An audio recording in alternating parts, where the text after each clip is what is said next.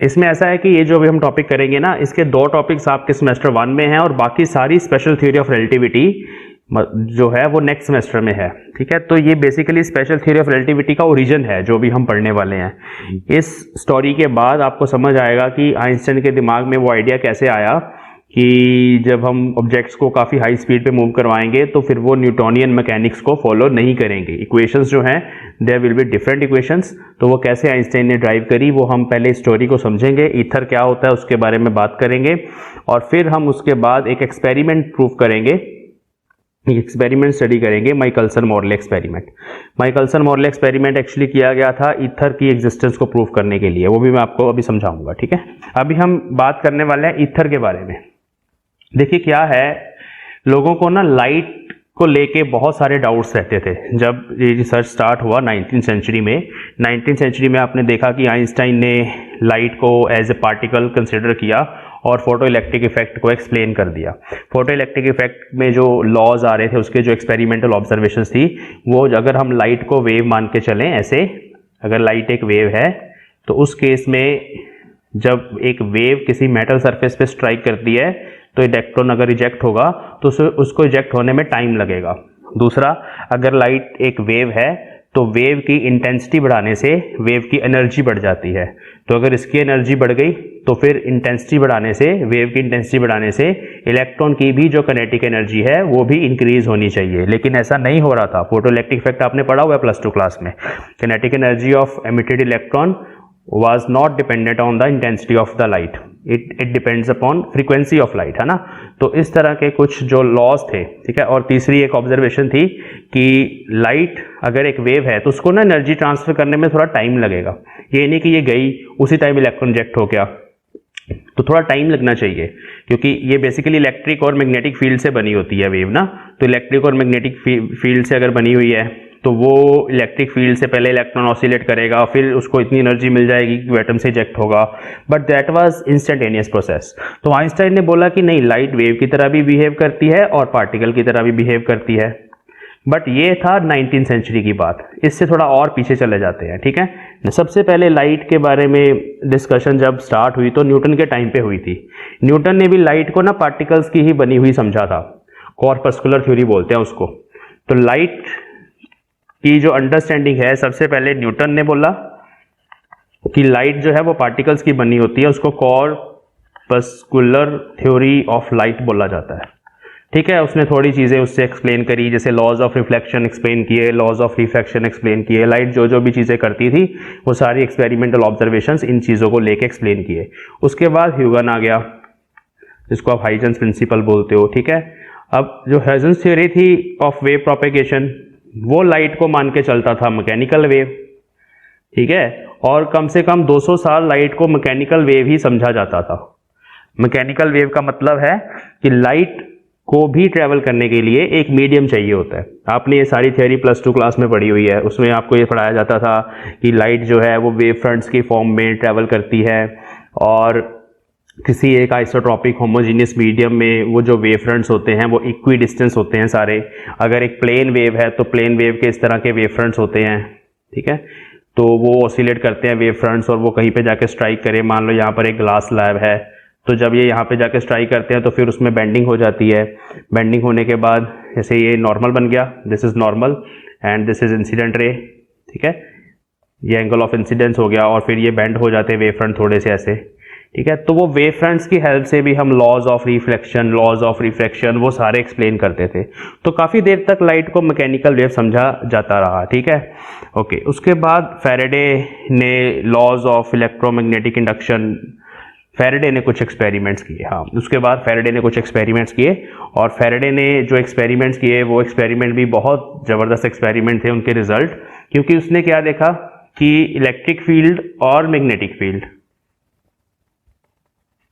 ये दोनों एक दूसरे को प्रोड्यूस करते हैं। ये फैराडे ने अपने एक्सपेरिमेंट से प्रूव की थी ये चीज।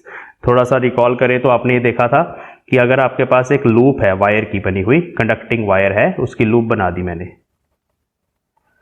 और उसके अराउंड अगर आप मैग्नेटिक फ्लक्स को चेंज करते हो, इस तरह से मैग्नेट को आप टू एंड फ्रो मोशन में यहाँ पे मूव करते हो, तो इसमें इंड्यूस्ड ईएमएफ आ जाती है, करंट इसमें आता है। अगर यहाँ पे आप छोटा सा बल्ब लगा दोगे एलईडी, तो जब आप इस मोशन को करोगे, मैग्नेट को मोशन दोगे, तो ये बल्ब में इलेक्ट्रिसिटी प्रोड्यूस होती है। तो rate of change of magnetic flux is equal to induced EMF, ये फैराडे ने दिए थे लॉस, ठीक है। तो यहाँ से एक आइडिया आया कि भाई इलेक्ट्रिक फील्ड को मैग्नेटिक फील्ड जनरेट करती है और मैग्नेटिक फील्ड को इलेक्ट्रिक फील्ड जनरेट करती है, ठीक है बच्चों। उसके बाद क्या हुआ, उसके थोड़ी देर सालों बाद मैक्सवेल आ गया। मैक्सवेल ने इलेक्ट्रिसिटी और मैग्नेटिज्म के जो लॉज हैं, जैसे उसके 4 इक्वेशंस दी थी मैक्सवेल ने, वो 4 इक्वेशंस अभी आपने शायद नहीं स्टडी करी होंगी, अभी इलेक्ट्रिसिटी के सब्जेक्ट में आप पढ़ोगे, यूनिट नंबर 4 में पढ़ाई जाती हैं चारों इक्वेशंस। बट बेसिकली वो चारों की चारों इक्वेशंस जो हैं इलेक्ट्रोस्टैटिक्स की हैं 2, और एक उसमें मैग्नेटोस्टैटिक्स की है, और एक ये इलेक्ट्रोमैग्नेटिक इंडक्शन वाली है। तो वो चारों इक्वेशंस आपने वैसे पढ़ी हुई हैं। तो मैक्सवेल की जो 4 इक्वेशंस थी, basically they were relationships between electric field and magnetic field, ठीक है। जैसे कि अगर मैं आपको रिकॉल करवाऊं, तो सबसे पहली इक्वेशन होती है Gauss law.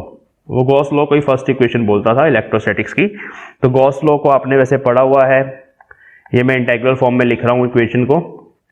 E dot D S is equal to Q enclosed by epsilon naught, कि अगर आपके पास एक क्लोज सरफेस है, उसके अराउंड जो इलेक्ट्रिक फ्लक्स होता है, इलेक्ट्रिक फ्लक्स क्या होता है, electric flux is the number of electric field lines passing through an area perpendicularly. जैसे कोई भी एरिया है, क्लोज एरिया ले लो चाहे ओपन ले लो, उसमें से कितनी इलेक्ट्रिक फील्ड लाइंस परपेंडिकुलरली या नॉर्मली पास कर रही है, उसको इलेक्ट्रिक फ्लक्स बोलते हैं। तो ये जो इलेक्ट्रिक फ्लक्स है, वो जितना भी इसके अंदर चार्ज होगा, charge enclosed divide by epsilon not होता है। इस तरह की 4 इक्वेशंस हैं। जैसे ये इलेक्ट्रोस्टैटिक्स में से थी, दूसरी इक्वेशन थी गॉस लॉ ऑफ मैग्नेटिज्म, वो होता है कि जो मैग्नेटिक फ्लक्स होता है for a close surface, this is magnetic flux. इतना तो आपको पता है, आपने +2 में पढ़ा हुआ है इलेक्ट्रिक फ्लक्स की डेफिनेशन, मैग्नेटिक फ्लक्स की डेफिनेशन, दिस इज 0। तो मैग्नेटिक फ्लक्स किसी भी क्लोज सरफेस के साथ एसोसिएटेड जो होता है वो 0 होता है, क्योंकि जो मैग्नेटिक फील्ड लाइंस हैं वो कहीं से स्टार्ट नहीं होती, कहीं पे एंड नहीं होती। अगर आपके पास एक मैग्नेट है तो उसके साथ नॉर्थ पोल होगा तो साउथ पोल भी होगा। आप कभी भी 2 मैग्नेट के 2 पोल्स को अलग अलग नहीं कर सकते। तो जब भी मैग्नेटिक फील्ड लाइंस बनती है ना, तो they are close loops like this. हमेशा मैग्नेटिक फील्ड लाइंस जो होती हैं दे आर क्लोज लूप्स, है ना। मैं थोड़ा सा बस रिकॉल करवा रहा हूँ चीज़ों को, फिर हमने बेसिकली ईथर पे चले जाना अभी। तो क्लोज लूप्स होती हैं, इसका मतलब आप कहीं पर भी क्लोज सरफेस बना लोगे ना, अगर यहाँ पे मान लो मैंने एक येलो कलर का क्लोज सरफेस बना लिया, तो इसमें से जितनी number of magnetic field lines बाहर आ रही हैं, उतनी उसके अंदर भी जा रही हैं। तो total flux through a close surface is always 0। This is because we can not separate the poles of a magnet. उनको सेपरेट नहीं कर सकते। चार्जेस तो आप प्लस चार्ज अलग से रख लो, माइनस अलग से कहीं और रख लो, आप कर सकते हो। प्लस माइनस को इकट्ठा रख दोगे, डाइपोल बोला जाता है। बट जो मैग्नेट है that is always a dipole. Magnet में मोनोपोल्स नहीं होते। तो this was the second law. ऐसे ही थर्ड लॉ था, थर्ड जो इक्वेशन थी मैक्सवेल की, it was related with the Faraday's law of electromagnetic induction. Same वही है, उसमें था कि induced EMF is minus d∅dt। ये आपने पढ़ी हुई है फैराडे लॉ। इंड्यूस्ड ईएमएफ को हम ऐसे लिख देते हैं E डॉट dl। ये बेसिक डेफिनेशंस हैं। जब आपको ईएमएफ पढ़ाई जाएगी तो वहां से ये कैसे बना, 1 मिनट का काम होता है, आपको समझ आ जाएगा। इलेक्ट्रिसिटी के सब्जेक्ट में आप पढ़ते हो ये सब। माइनस d/dt, और ये होता है मैग्नेटिक फ्लक्स। तो मैग्नेटिक फ्लक्स यही होता है B dot ds। This was another equation of Maxwell, equation number 3, जो फैराडे लॉ ही है। तो देखो 3 तो इक्वेशंस बेसिक जो पुराने लॉज थे वही थे, मैक्सवेल्स की इक्वेशन। और जो चौथी इक्वेशन थी वो उसने एम्पेयर सर्कुलर लॉ को मॉडिफाई किया था। एम्पेयर सर्कुलर लॉ भी आपने पढ़ा हुआ है। वो था कि भाई line, close line integral of magnetic field B dot dl, closed line integral बोलते हैं इसको मैग्नेटिक फील्ड की। या आपने इलेक्ट्रिसिटी में पढ़ा होगा कि किसी भी वेक्टर को अगर आप लाइन इंटेग्रल कर दो तो उस चीज को सर्कुलेशन बोलते हैं, circulation of magnetic field. This is equal to mu naught times the current enclosed by this loop. जो अभी आप लूप बना के चलोगे ना, सी मान लो लूप बनाई, ये कोई लूप बनाई आपने, यहाँ कोई कंडक्टर्स हैं, कुछ 2 करंट ऊपर जा रहे हैं, 1 करंट नीचे आ रहा है, I1 I2 I3। तो अगर आप मैग्नेटिक फील्ड को इस पाथ के ऊपर इंटीग्रेट करो, ये पाथ है हमारा, हम कह रहे हैं कि हम मैग्नेटिक फील्ड को, देखो करंट कैरिंग कंडक्टर है, हर जगह मैग्नेटिक फील्ड है यहाँ पे। और अगर आप कहीं पर भी मैग्नेटिक फील्ड को इंटीग्रेट करो किसी भी क्लोज्ड पाथ के लिए, तो उसका जो आंसर होता है वो होता है म्यू नॉट टाइम्स उसके अंदर कितना करंट इनक्लोज्ड है। अगर मान लो ये 2 एम्पेयर है, ये 4 एम्पेयर है, ऐड होकर 6 एम्पेयर हो जाएगा। और ये मान लो 2 एम्पेयर है, तो 6 में से 2 एम्पेयर माइनस हो जाएगा क्योंकि इसकी डायरेक्शन ऑपोजिट है। तो करंट इनक्लोज यहाँ पे बन जाएगा इन दोनों को ऐड कर दो, जो सेम डायरेक्शन वाले हैं दूसरे को माइनस कर दो, I3 को माइनस कर दो। तो ये करंट इनक्लोज जस्ट यहाँ पे पुट करो, उसको म्यू नॉट से मल्टीप्लाई करो and you have calculated the circulation. तो कितने बढ़िया लॉज है ये आपको क्या कर रहा है, ये लॉ क्या बेनिफिट दे रहा है कि आप इस डिफिकल्ट सी क्वांटिटी को इस सिंपल कैलकुलेशन से कैलकुलेट कर सकते हो। यहां पर आप ये जो फ्लक्स ले रहे हो क्लोज सरफेस के ऊपर, आप बेसिकली अगर लेफ्ट हैंड साइड को सॉल्व करना चाहते हो ना, तो लेफ्ट हैंड साइड को सॉल्व करना बहुत डिफिकल्ट है। क्यों? देखो हर जगह पे अलग इलेक्ट्रिक फील्ड होगी। जैसे मान लो ds आपने यहाँ पे लिया, यहाँ पे ds लिया, यहाँ पे ds वेक्टर ऐसे बाहर की तरफ बनता है, जिन्होंने +2 करी हुई उनको पता है। तो ds वेक्टर से रेडियली आउटवर्ड बनता है ऐसे बाहर की तरफ हमेशा, ठीक है। अब आप हर जगह इलेक्ट्रिक फील्ड लेके और ds के साथ उसका डॉट प्रोडक्ट करके उसको इंटीग्रेट कर रहे हो, तो it is a very huge calculation अगर आप इस क्लोज सरफेस के लिए करोगे। बट ये लॉ कितनी बढ़िया से हमें इसकी कैलकुलेशंस दे देता है, कितना बढ़िया से आंसर दे देता है कि छोड़ो इस लेफ्ट हैंड साइड को, राइट हैंड साइड कैलकुलेट करो। देखो कि इसके अंदर कितना चार्ज इनक्लोज्ड है। चलो 5 कूलम है मान लो, तो जस्ट 5 कूलम को इस फैक्टर से डिवाइड कर दो। एप्सिलॉन नॉट तो आपको पता होगा इसकी वैल्यू ऐसे यूनिट्स में, ये फैरेड है, ठीक है। तो ये एप्सिलॉन नॉट की वैल्यू यहाँ लो, वो लो, तो आप देखो सारा फ्लक्स कैलकुलेट कर सकते हो। तो these are the 4 equations of Maxwell. तो यहाँ तक ही सीमित नहीं है काम। इसके बाद मैक्सवेल ने इन इक्वेशंस की इंटीग्रल फॉर्म बनाई, फिर उन इक्वेशंस को कुछ मल्टीप्लाई करके, कुछ डिफरेंशियल कैलकुलस यूज करके एक वेव इक्वेशन ड्राइव कर दी। वेव इक्वेशन, ठीक है। वो जो वेव इक्वेशन थी वो लाइट की वेव इक्वेशन थी। It was a very wonderful research कि इन इक्वेशंस को पहले इंटीग्रल फॉर्म में कन्वर्ट करके जब एक वेव इक्वेशन बनाई गई, तो that was the wave equation of light. और वो भी आप इलेक्ट्रिसिटी में पढ़ने वाले हो, तो वो कुछ इस तरह की इक्वेशन होती है। मैं भी आपको लिख के दिखाता हूँ वो इक्वेशन होती है wave equation, partial square v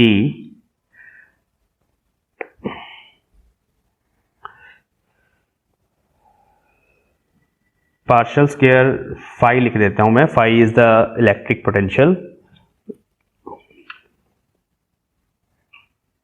नहीं इलेक्ट्रिक फील्ड की फॉर्म में लिखते हैं इसको, ठीक है। हाँ देखो, तो जो इन चारों इक्वेशंस को यूज करके मैक्सवेल ने वेव इक्वेशन बनाई, that wave equation was partial square electric field with respect to x plus y partial square E by partial Z square plus 1 by some constant C square partial square E by partial T square equal to 0। तो this was the wave equation. इस equation को भी आप electricity के subject में drive करने वाले हो, इस इक्वेशन को। अब ये पूरा जो फैक्टर होता है ना, इसको डेल स्क्वायर बोला जाता है। ये भी आपने पढ़ा हुआ है। Del is called del operator बोलते हैं इसको। डेल ऑपरेटर ये होता है partial over partial x i cap plus partial over partial y j cap plus partial over partial z k cap. ये हमें क्या बताता है del operator? Del operator actually हमें बताता है किसी भी वेक्टर क्वांटिटी की वेरिएशन इन 3 डायरेक्शंस। मान लो कोई वेक्टर क्वांटिटी है, वो स्पेस में हर जगह पर फैली हुई है। जैसे मान लो एग्जांपल के तौर पे इलेक्ट्रिक फील्ड ही मान लो, इलेक्ट्रिक फील्ड है किसी रीजन में लगी हुई और वो हर जगह स्पेस में फैली हुई है। तो अगर आप उसके ऊपर डेल ऑपरेटर ऑपरेट कर देते हो ना, अगर आप डेल डॉट ई कर देते हो डॉट प्रोडक्ट, तो वो आपको डाइवर्जेंस बता देता है। और ये सब फिजिकल सिग्निफिकेंसेस जो हैं आपने चैप्टर नंबर 1 वेक्टर कैलकुलस में पढ़े होंगे। This is divergence. अगर आप इसी डेल का क्रॉस प्रोडक्ट कर दो किसी वेक्टर के साथ, दिस इज कर्ल। चलो वो चीजें तो अलग है। मैं आपको ये समझाना चाहता हूँ कि ये पूरा जो ऑपरेटर है उसको डेल स्क्वायर बोल देते हैं। जैसे ये डेल है ना, तो अगर आप डेल स्क्वायर लिखना चाहते हो तो वो बनेगा डेल डॉट डेल, क्योंकि ये वेक्टर है। वेक्टर में अगर आप ए स्क्वायर लिखना चाहते हो तो that is a dot A. अब आप देखो इस पूरे वेक्टर को अगर आप इसी के साथ डॉट प्रोडक्ट कर दो तो आपके पास डेल स्क्वायर बन जाएगा जो यहाँ पे बना हुआ है। देखो यहाँ पे ई वेक्टर मैं बाहर लिख सकता हूँ, तो ये डेल स्क्वायर ई बन जाएगा। तो वेव इक्वेशन को ना कॉम्पैक्ट फॉर्म में ऐसे लिखा जाता है। तो ये मैक्सवेल ने ना इलेक्ट्रिक फील्ड के लिए भी ड्राइव करी और ऐसे ही मैग्नेटिक फील्ड के लिए भी ड्राइव करी। आप करोगे इलेक्ट्रिसिटी के सब्जेक्ट में, आप पक्का इन इक्वेशंस को ड्राइव करके देखोगे, ठीक है। ऐसे ड्राइव कर दिए दोनों के लिए। यहां से पता चला कि लाइट जो है that is not a mechanical wave. देखो अभी मैं ह्यूजन पे जा रहा हूं वापस। ह्यूजन ने अपनी पूरी थ्योरी दी थी वेव प्रोपेगेशन की, उसमें सारा बताया था कि एक मैकेनिकल वेव है, इसको मीडियम चाहिए ट्रेवल करने के लिए, ठीक है। क्योंकि हर मैकेनिकल वेव को मीडियम चाहिए होता है। जैसे साउंड वेव है, sound is a mechanical wave, कोई भी वेव है ना, वाटर के ऊपर वेव है, स्ट्रिंग है हमारे पास, एक धागा है, उस धागे को ऐसे स्ट्रेच कर दिया, उसके ऊपर ऐसे वेव बनाई आपने। ये वेव आपने +1 क्लास में पढ़ी हुई है। एक स्ट्रेच स्ट्रिंग को जब हम एनर्जी देते हैं तो वहाँ पे नोड्स एंटी नोड्स बनती हैं और इसको बोलते हैं स्टेशनरी वेव्स। ये सारी तरह की वेव्स आपने पढ़ी हुई है। और बेसिक कॉन्सेप्ट ये है कि हर किसी मैकेनिकल वेव को ट्रैवल करने के लिए, एक जगह से दूसरी जगह पर जाने के लिए हमेशा एक मीडियम चाहिए। तो ह्यूजन ने बोला कि मीडियम चाहिए और मीडियम चाहिए, वहां तक यही चल रहा था। वो कौन सा मीडियम है? उस मीडियम का नाम ईथर तभी सजेस्ट हो गया था। तो काफ़ी सालों से, 100-150 सालों से वो जो मीडियम था जो चाहिए था लाइट को ट्रैवल करवाने के लिए, वो ईथर था, ठीक है। लेकिन अभी लोगों ने ज़्यादा डीपली नहीं सोचा इस चीज़ को। और फिर मैक्सवेल ने जब अपनी वेव इक्वेशन ड्राइव करी, और इस वेव इक्वेशन को ड्राइव करने के बाद जब इसको कंपेयर किया, कंपेयर किसके साथ किया? जो मैकेनिकल वेव की इक्वेशन होती है, तो पता चला कि ये वाला जो c² वाला फैक्टर है, पहले मैं इसको इक्वेशन की ना दूसरी फॉर्म बताऊंगा आपको। तो जो ओरिजिनल इक्वेशन थी that was ∇2 E plus μ0 ε0 partial square E by partial t square equal to 0. Now when we compare this equation with the general equations of wave, वो होती है ∇2 y plus 1 by v square partial square E by partial t square equal to 0. यहाँ भी y ले लेते हैं, equal to 0, ठीक है। ये जनरल इक्वेशन है। तो इन दोनों को जब कंपेयर करके देखेंगे तो v² इज 1 बाय μ0 ε0 और वहां से जो v आता है दैट इज √μ0 ε0।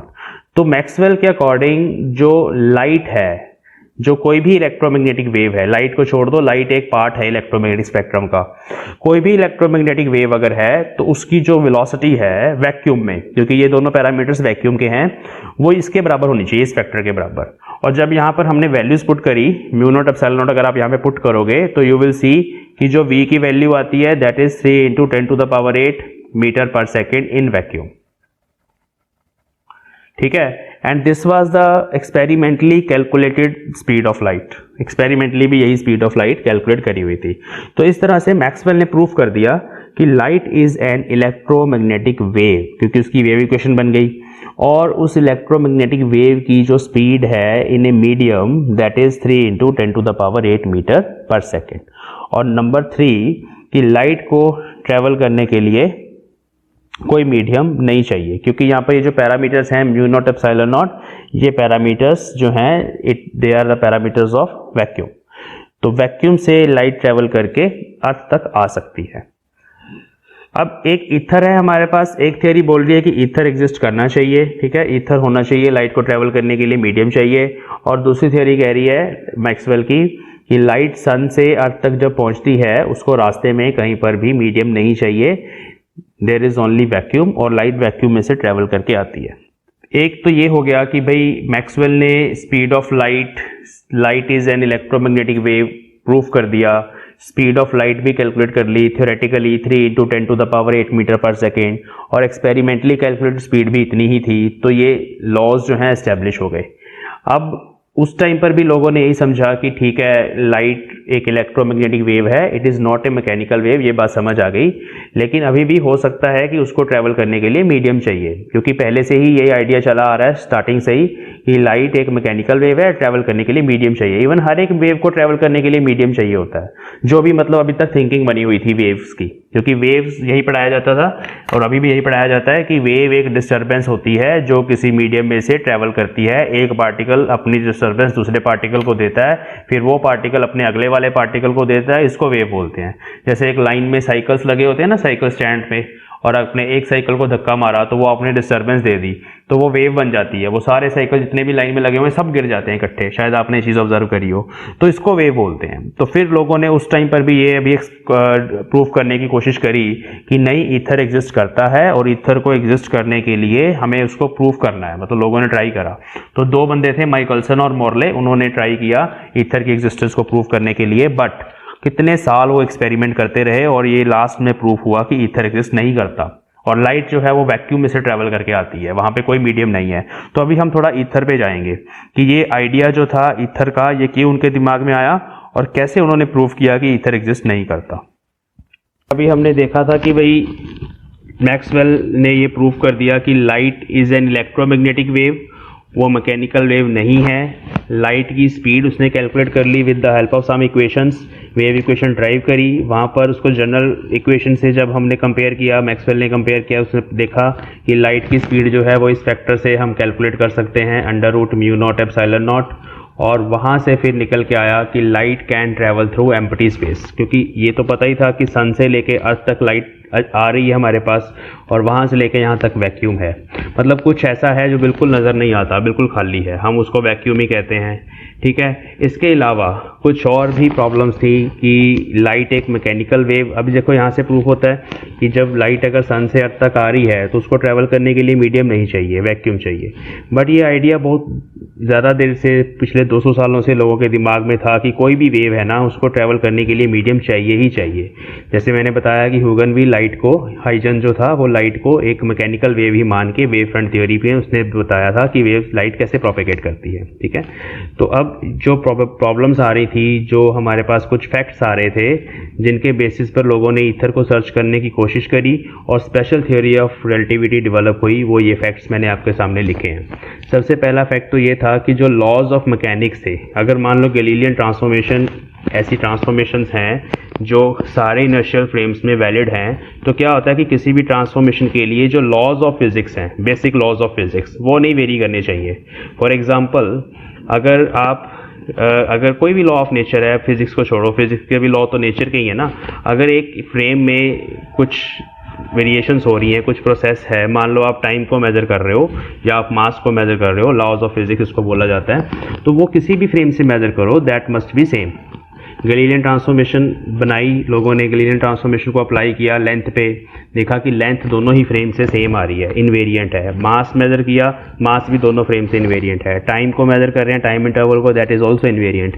न्यूटन के लॉज देखे, वो भी गैलीलियन ट्रांसफॉर्मेशन के अंडर इनवेरिएंट हैं। तो इनवेरिएंट होने चाहिए लॉज, बट जब इलेक्ट्रोमैग्नेटिक वेव इक्वेशन के ऊपर गैलीलियन ट्रांसफॉर्मेशंस को अप्लाई किया तो देखा गया कि इट वाज नॉट इनवेरिएंट। जो इलेक्ट्रोमैग्नेटिक वेव इक्वेशन थी उसमें कुछ एडिशनल टर्म्स आ गई। अगर हम एक फ्रेम स्टेशनरी फ्रेम से लगा रहे हैं इक्वेशन तो डिफरेंट बनती है, और मूविंग फ्रेम से देख रहे हैं तो वो इक्वेशन थोड़ी सी चेंज हो जाती है, उसमें कुछ डिफरेंट तरह की टर्म्स आ जाती हैं। तो वहाँ से पता चला कि भाई फिर इसका मतलब है कि इलेक्ट्रोमैग्नेटिज्म के जो लॉज हैं जो मैक्सवेल ने दिए हैं वो इनवेरिएंट नहीं है ना, ये चीज़ पता गई क्योंकि वो चेंज हो रहा है उसमें, वो इनवेरिएंट नहीं है। उसके अलावा अगर हम स्पीड ऑफ लाइट की बात करें, जब आप गैलीलियन ट्रांसफॉर्मेशन में काम करते हो, ऑब्जेक्ट्स की वेलोसिटीज़ को आपको ऐड करना होता है। जैसे हम अगर किसी एक ऑब्जेक्ट की velocity with respect to second object देखें तो वो होता है VA माइनस VB। जैसे गैलीलियन ट्रांसफॉर्मेशन में एक फ्रेम स्टेशनरी था, दूसरा फ्रेम मूविंग था, it was moving with some velocity v, ठीक है। और अगर यहाँ पर कोई और एक ऑब्जेक्ट है जो इस फ्रेम में स्टेशनरी है, मान लो चलो एक और ऑब्जेक्ट है, इसकी कुछ वेलोसिटी u है, ठीक है, इस फ्रेम के विद रिस्पेक्ट टू, इस फ्रेम के विद रिस्पेक्ट टू, तो दूसरे के विद रिस्पेक्ट टू जब हमें कैलकुलेट करनी, इट इज ऑल्सो मूविंग, तो वही कैलकुलेट द रिलेटिव वेलोसिटी, उसको बोलते हैं लॉ ऑफ वेलोसिटी एडिशन। हम अगर इस फ्रेम के विद रिस्पेक्ट टू देखना चाहें इस ऑब्जेक्ट की वेलोसिटी, तो हम क्या करते हैं, मान लो ये फ्रेम B है, ये फ्रेम A है, आप B के विद रिस्पेक्ट टू A की वेलोसिटी देखना चाहते हो, इस पार्टिकल की वेलोसिटी, तो वी कैलकुलेट VBA। ये गैलीलियन ट्रांसफॉर्मेशन से ही आया था, विच वाज VB मतलब इस फ्रेम की वेलोसिटी माइनस A की वेलोसिटी VA, ये हमने किया हुआ है, it is V minus U, है ना। इस तरह से हम करते हैं। तो मैकेनिक्स के अंदर जितने भी पार्टिकल्स मूव करते हैं, जो चीज़ें भी मूव करती हैं, उन पे ये वेलोसिटी एडिशन जो है वो लॉ अप्लाई होता है। It holds good for speed less than speed of light. High speed पर ये होल्ड नहीं कर रहा, वो भी इलेक्ट्रोमैग्नेटिज्म के लॉ से पता चलता है। Now due to the mechanical view of physics also, हाँ, लोगों का मैकेनिकल व्यू है कि भाई चीज़ें जैसे वेव है ट्रेवल कर रही है, तो ये एक्सेप्ट करना बहुत डिफिकल्ट था कि लाइट एम्प्टी स्पेस में से प्रोपेगेट होके आ रही है। वैसे नज़र आ रहा है कि सन से लेके अब तक लाइट पहुंच रही है हमारे पास, इलेक्ट्रोमैग्नेटिक वेव्स वहाँ से हम कर रहे हैं चीज़, लेकिन वो स्पेस बिल्कुल खाली है, वहाँ कुछ भी नहीं है, कोई एटम नहीं है, कोई मॉलिक्यूल नहीं है, फिर भी लाइट आ रही है, लोग इसको एक्सेप्ट नहीं कर रहे थे। तो इस चीज़ को फिर जस्टिफाई करने के लिए लोगों ने अज्यूम किया कि कोई ना कोई मीडियम है, एक इनर्शियल फ्रेम ऑफ रेफरेंस से होता है, जैसे इनर्शियल फ्रेम ऑफ रेफरेंस होता है जिसके विद रिस्पेक्ट टू हम स्पीड मेजर करते हैं। देखो हमेशा हम वेलोसिटी को जब मेजर करते हैं ना, तो रिलेटिव वेलोसिटी को ही मेजर करते हैं। जैसे मैंने आपको बताई है ये चीज़ कि जितनी भी मोशन की क्वांटिटीज़ हैं उनको रिलेटिवली ही मेजर किया जाता है। पोजीशन बतानी है किसी ऑब्जेक्ट की, स्पीड बतानी है, एक्सेलरेशन बताना है, तो हमेशा किसी ओरिजिन के विद रिस्पेक्ट टू ही बताते हैं। तो वही चीज़ है, उन्होंने बोला कि एक मीडियम ईथर मीडियम है जो एक इनर्शियल फ्रेम ऑफ रेफरेंस है, हमेशा रेस्ट पे रहता है और लाइट जो है उसमें से ट्रैवल करके हमारे तक पहुंचती है। मतलब हम उस मीडियम के विद रिस्पेक्ट टू लाइट की स्पीड मेजर करते हैं, उसको इनर्शियल फ्रेम मान लिया और एब्सोल्यूट स्पीड ऑफ लाइट हम उस मीडियम के विद रिस्पेक्ट टू मानते हैं। अब वो मीडियम तो नज़र नहीं आ रहा हमें, तो कुछ प्रॉपर्टीज़ डिफाइन करी गई उस मीडियम की, जो कि आप देख सकते हो कि बहुत ही अजीब सी प्रॉपर्टीज़ हैं। ज़ीरो डेंसिटी, कि मीडियम की डेंसिटी ही ज़ीरो है, ठीक है। अगर किसी मीडियम की डेंसिटी ज़ीरो है तो फिर उसका मास भी ज़ीरो होगा, नहीं ऐसा नहीं है। अगर वॉल्यूम इन्फानाइट है तब भी डेंसिटी ज़ीरो हो सकती है, आपने पढ़ा ना, density is equal to mass by volume. अगर वॉल्यूम वाला फैक्टर इन्फानाइट है, इसीलिए बोल दिया कि सब जगह पर प्रेजेंट है वो मीडियम, इन्फानाइट स्पेस में है, तो volume is infinite so density is zero. फिर density is zero. Perfect elasticity, elasticity ऐसे है कि अगर हम उसमें से पास कर रहे हैं तो हमें कुछ फील ही नहीं होता, it is vacuum perfectly elastic. जैसे मर्जी आप उसको कंप्रेस करो तो पूरा ही कंप्रेस हो जाएगा, बिल्कुल ख़त्म हो जाएगा, स्ट्रेच करो पूरा ही स्ट्रेच हो जाएगा। तो जैसे खाली आप हवा में हाथ हिला रहे हो ना, तो परफेक्ट इलास्टिसिटी। हवा में भी हमें फीलिंग आती है कि हम एयर में से अपना हाथ हिला रहे हैं, वैक्यूम में ये फीलिंग भी नहीं आती, तो परफेक्ट इलास्टिसिटी है उसकी। ट्रांसपेरेंसी, नज़र ही नहीं आ रहा हमें तो हमने बोल दिया ट्रांसपेरेंसी। तो लोगों ने ऐसे सजेस्ट किया कि ईथर मीडियम एग्जिस्ट करता है, फिर इसको एक्सपेरिमेंटली प्रूव करने की कोशिश करी कि ईथर एग्जिस्ट करता है या नहीं करता। वो माइकलसन और मॉर्ले ने एक्सपेरिमेंट किया था, उसके पीछे क्या आइडिया था वो भी डिस्कस करेंगे। और ये वही मैंने जो बताया कि ईथर रेस्ट पे रहता है हमेशा and it serve as an inertial frame जिसके विद रिस्पेक्ट टू हम स्पीड ऑफ लाइट मेजर कर सकते हैं, ठीक है। ओके, इसके अलावा स्पेशल थ्योरी ऑफ रिलेटिविटी का भी यहीं से ओरिजिन हो रहा था, और वो भी पॉसिबिलिटीज़ मैं आपको बता दूं। ये जो आइडिया था कि न्यूटन के जो लॉज हैं वो गैलीलियन ट्रांसफॉर्मेशन के अंदर इनवेरिएंट है, बट इलेक्ट्रोमैग्नेटिज्म के लॉज इनवेरिएंट नहीं है। जबकि होना क्या चाहिए, कोई भी मैथमेटिकल ट्रांसफॉर्मेशन अगर आप एक फ्रेम से देख रहे हो या किसी दूसरे फ्रेम से देख रहे हो, कोई भी फिजिकल लॉ इन्वेरिएंट ही होना चाहिए मैथमेटिकल ट्रांसफॉर्मेशन के अंदर। तो मैं ये कह रहा हूं कि एक एक्सपेरिमेंट हम देखते हैं जो साउंड वेव्स के साथ होता है, वो सेम चीज़ अगर लाइट वेव के साथ भी हो जाए तो we can prove the existence of ether. देखिए क्या एक्सपेरिमेंट है, we are continuing the ether story, और ईथर स्टोरी में हम अभी प्रूव करने वाले हैं with the help of experiment कि ईथर एग्जिस्ट नहीं करता। एक्चुअली तो माइकलसन मॉर्ले ने ये प्रूव करने की कोशिश कर रहे थे कि एग्जिस्ट करता है, बट उसका नल रिजल्ट आया। नल रिजल्ट का मतलब है कि उनकी जो हाइपोथेसिस था दैट वाज रॉन्ग। तो ये प्रूफ हो गया कि ईथर एग्जिस्ट नहीं करता। बट किस तरह से हमें वो एक्सपेरिमेंट करना है उसको साउंड वेव की एग्जाम्पल से समझेंगे। देखिए मान लो हमारे पास एक एयरक्राफ्ट है, दिस इज एयरक्राफ्ट, एरोप्लेन हो सकता है, हेलीकॉप्टर हो सकता है, it is moving with some velocity inside the air, है ना। एयर एक मीडियम होता है, उसमें एरोप्लेन मूव कर रहा है, और यहाँ पर एयर की अपनी भी एक वेलोसिटी है। Late us suppose air is blowing with velocity u vector. ये एयर की वेलोसिटी हो गई, ये एरोप्लेन की वेलोसिटी हो गई, लेकिन हमें यहाँ पे चाहिए वेलोसिटी ऑफ साउंड। देखो एरोप्लेन जब ट्रैवल करता है ना तो उसके इंजन की अपनी एक साउंड होती है, उस वेव की वेलोसिटी, जो साउंड वेव वहां से जनरेट हो रही है, साउंड वेव, उस वेव की velocity let us suppose VS vector है, वीएस वेक्टर। ओके, तो ये दो वेक्टर्स आ गए। अब बच्चों साउंड को ट्रैवल करने के लिए मीडियम चाहिए, और वो जो साउंड है वो एयर में से ट्रैवल करके जा रही है ना। बेसिकली डिस्टर्बेंस प्रोड्यूस होती है एयर के मॉलिक्यूल्स में, वही साउंड वेव होती है।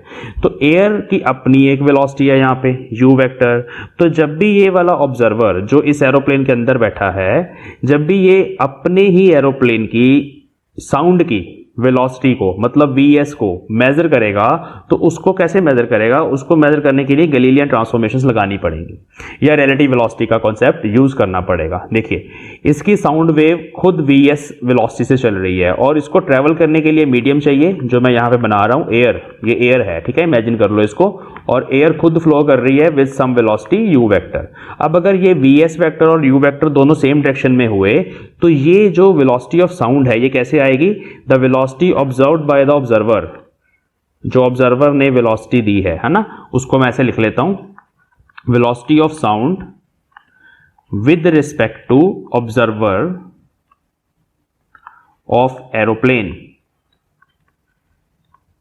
ठीक है। उसको अगर मेजर करना है तो वो वेलोसिटी आएगी वीएस प्लस यू वेक्टर, अगर दोनों सेम डायरेक्शन में है तो ये मैक्सिमम वेलोसिटी होगी जो वो मेजर कर रहा है। दोनों सेम डायरेक्शन में है तो देखिए क्या है, साउंड इज द कैरियर और उसके ऊपर एक ऑब्जेक्ट पड़ा है, object is also moving with some velocity and the carrier is also moving with some velocity, दोनों वेलोसिटीज ऐड हो जाएंगी to get the resultant velocity. ये सेम वही एग्जांपल है जैसे एक ट्रॉली होती है हमारे पास, ये ट्रॉली अगर वी स्पीड से चल रही है, ट्रॉली की जगह हमारे पास एयर है और यहाँ पर कोई मास है, अगर वो मास अगर u स्पीड से चल रहा है, कोई पर्सन है वो u स्पीड से भाग रहा है, तो अगर हम बाहर से देखेंगे, जैसे ये एरोप्लेन वाला ऑब्जर्वर देखेगा, तो उसको ये नज़र आएगा कि भाई इस ट्रॉली की जो वेलोसिटी है, जो इस ऑब्जेक्ट की वेलोसिटी है, जो यहाँ पे साउंड की जगह एक्चुअली आप इमेजिन कर लो, वो उसकी वेलोसिटी बताएगा ना, तो u प्लस v बताएगा। तो ये मैक्सिमम वैल्यू हो गई। ऐसे ही अगर मान लो दोनों अपोजिट डायरेक्शन में होते, vs जो है वो इस तरफ होता अगर, ठीक है, और u इधर ही है, तो उस केस में ये वेलोसिटी की वैल्यू आनी थी vs माइनस u। तब मतलब साउंड की स्पीड में से वो जो एयर की वेलोसिटी है वो माइनस होनी है। सेम वही एग्जांपल है, अगर इस ट्रॉली v डायरेक्शन से जा रही है, यहाँ से पर्सन भाग रहा है इस डायरेक्शन में विद वेलोसिटी u, ये v से या u से, अगर आपने बाहर से रिजल्टेंट वेलोसिटी बतानी है तो that will B v minus u। तो वो सेम, तो ये क्या है एक्चुअली रिलेशंस, ये रिलेटिव वेलोसिटी की इक्वेशंस हैं, और गैलीलियन ट्रांसफॉर्मेशन में भी हमने यही वेलोसिटी एडिशन के लॉज जो ड्राइव किए थे, वहीं से ये हमारे पास चीज़ आ रही है, ठीक है।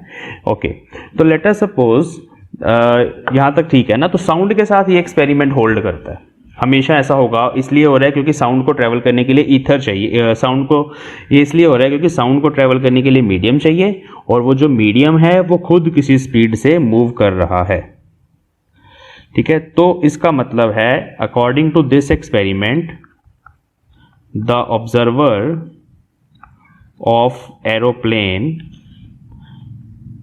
The observer in the aeroplane will measure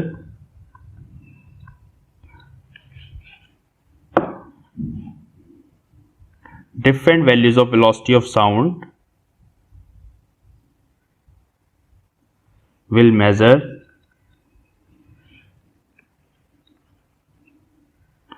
different values of velocity of sound depending upon its direction of motion। देखिए, अगर ये एरोप्लेन स्टिल हो, दोबारा से देख लीजिए, this is still object, aeroplane को ना अभी स्टिल ले लेते हैं सिंपली, तो एरोप्लेन स्टिल है, इसका ऑब्जर्वर भी स्टिल है, लेकिन जो साउंड जा रही है वो vs स्पीड से जा रही है इस डायरेक्शन में, और जो एयर है, एयर की वेलोसिटी u है, तो दोनों ऐड होके ये बताएगा कि भाई साउंड की स्पीड v प्लस u है। अगर ये बंदा मूविंग है, अभी स्टिल वाली एग्जांपल हो गई, अगर ये बंदा खुद मूविंग है, जैसे यहाँ पे एरोप्लेन v वेलोसिटी से मूव कर रहा है, इसकी वेलोसिटी v वेक्टर है।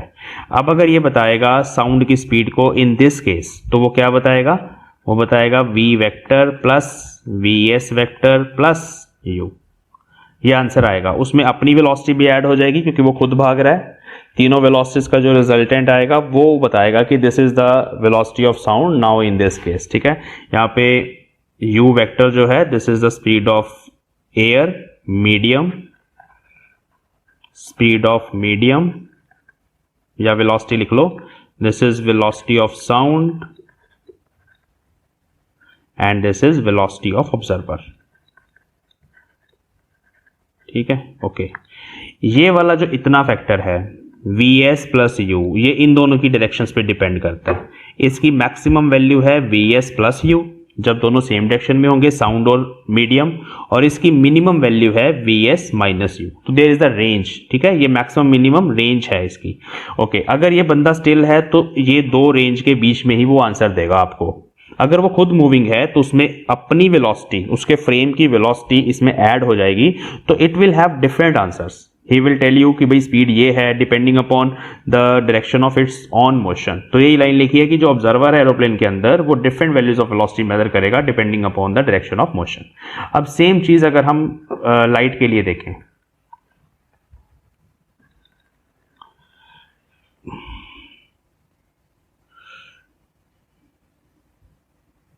ठीक है। Okay, now by doing this experiment we can calculate vs from here. अगर हम ये एक्सपेरिमेंट करें, हमें एरोप्लेन की स्पीड पता हो, हमें स्पीड पता हो यहाँ पर विंड की कितनी है, ये दोनों स्पीड्स अगर हमें पता हो तो हम क्या कर सकते हैं बच्चों, हम यहाँ से vs मेजर कर सकते हैं।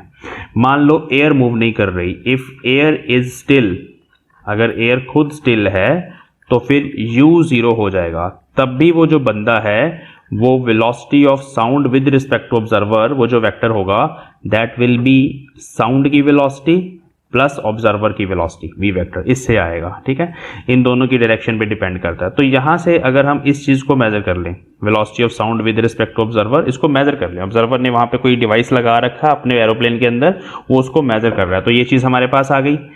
वेलोसिटी ऑफ एरोप्लेन भी अगर हमें पता हो, क्योंकि हमें पता है कि एरोप्लेन कितनी स्पीड पे हमें चलाना है, अगर वो भी हमें पता हो तो यहाँ से हम Vs कैलकुलेट कर सकते हैं। What is Vs? Vs is velocity of sound. तो this is an experiment to calculate the velocity of sound experimentally in still air. ये मैंने स्टिल एयर क्यों लिखा है यहाँ पे, क्योंकि ये मैं केस बता रहा हूँ आपको कि अगर एयर स्टिल हो जाए तो u वेक्टर 0 होगा। ठीक है, तो ये हमारे पास एक्सपेरिमेंट जो है वो हमें वेलोसिटी ऑफ साउंड दे देगा। अब सेम चीज़ को हम लाइट में भी देख सकते हैं। अगर लाइट को ट्रेवल करने के लिए मीडियम चाहिए, जैसे कह रहे हैं कि भाई ईथर मीडियम है वो चाहिए, और मान लेते हैं कि ईथर स्टिल है, ठीक है, तो फिर अगर हम कोई ऑप्टिकल एक्सपेरिमेंट परफॉर्म करें किसी ऑब्जेक्ट के ऊपर, जैसे एरोप्लेन की जगह हम वो ऑब्जेक्ट अपनी अर्थ ले लेते हैं, यहाँ पे अर्थ इज ऑल्सो मूविंग ना, you know that earth is moving.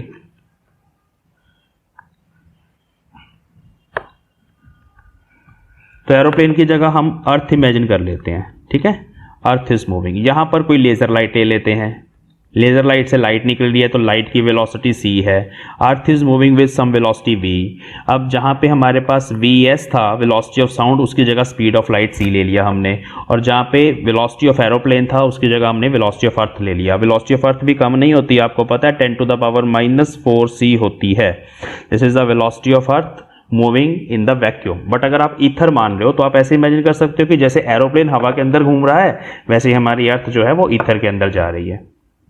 तो इस अर्थ के मोशन की डायरेक्शन जो है वो आपको अलग अलग वेलोसिटीज देगी लाइट की। मतलब आप ऐसे इमेजिन करिए, अगर अर्थ और लेजर बीम की डायरेक्शन, ये लेजर बीम है, यहाँ से लाइट वेव निकल रही है, अगर इस लेजर बीम की डायरेक्शन, इस वेव की डायरेक्शन और अर्थ की डायरेक्शन अगर सेम हुई, और ईथर को आपने स्टिल माना है, स्टिल मतलब उसकी वेलोसिटी जहां मैंने विंड की मानी थी वो 0 है, ठीक है, तब अगर दोनों सेम डायरेक्शन में है, जब अर्थ इस डायरेक्शन में जा रही है, लाइट भी सेम डायरेक्शन में आप लेके जा रहे हो, तो फिर velocity of light as observed by an observer on the aeroplane, aeroplane मतलब अर्थ के ऊपर ऑब्जर्वर है, वो क्या मेजर करेगा वेलोसिटी ऑफ लाइट इस डायरेक्शन में। रिलेटिविटी का कॉन्सेप्ट यहाँ पर भी लगे, गैलीलियन ट्रांसफॉर्मेशन की एडिशन अगर यहाँ पर भी लगे तो v प्लस c मेजर करेगा, दोनों सेम डायरेक्शन में है, वो बोलेगा कि अब लाइट की स्पीड अर्थ की स्पीड में इसको ऐड करके आनी चाहिए।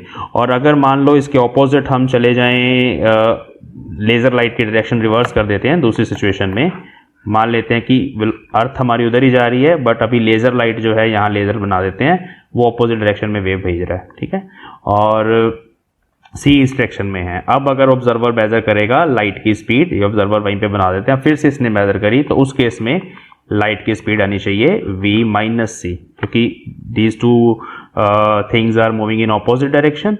सो ऑपोजिट डायरेक्शन में इस तरह से यहाँ पे आएगा, क्योंकि उसके ऊपर ही है ना वो चीज़ पड़ी हुई है, आपको पता है ये चीज़। जैसे वही ट्रॉली वाली एग्जांपल हमेशा याद रखनी है, अगर वो आपको समझ आती है तो ये चीज़ भी आपको समझ आएगी। मैं फिर से बता देता हूँ, आप एक ट्रॉली इमेजिन करिए, उस ट्रॉली के अंदर एक बॉल पड़ी हुई है, ठीक है, ये बॉल पड़ी हुई है, अगर ट्रॉली की स्पीड 10 मीटर पर सेकेंड है और बॉल इस डायरेक्शन में ऑपोजिट डायरेक्शन में जा रही है विद 2 मीटर पर सेकेंड, ठीक है, ट्रॉली की speed 10 metre per second, ball की 2 मीटर पर सेकेंड, तो अगर आप इसको मेजर करोगे, अगर तो ट्रॉली के अंदर से मेजर करोगे तो फिर 2 मीटर पर सेकेंड ही बताओगे, अगर ट्रॉली के बाहर से मेजर करोगे, if you observe this velocity of the ball with respect to trolley, trolley के विद रिस्पेक्ट टू नहीं, ग्राउंड के विद रिस्पेक्ट टू, बाहर से अगर आप देख रहे हो, दोनों को सब्ट्रैक्ट करना पड़ेगा, तो 10 - 2 8 आंसर आएगा।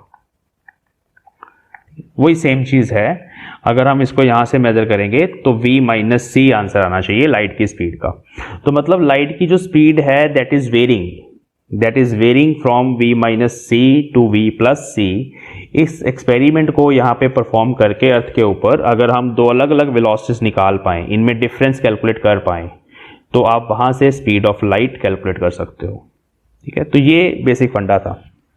तो now I am writing the concluding statement here कि if some optical experiment carried out on earth carried out on earth can detect the difference in velocity of light due to change in the direction of motion of earth, then the experiment would establish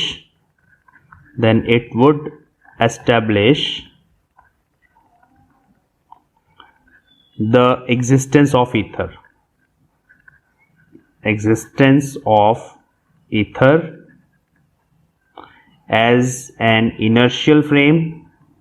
जैसे उस case में हमारे पास air थी, अभी ether exist कर रहा है as an inertial frame of reference at rest.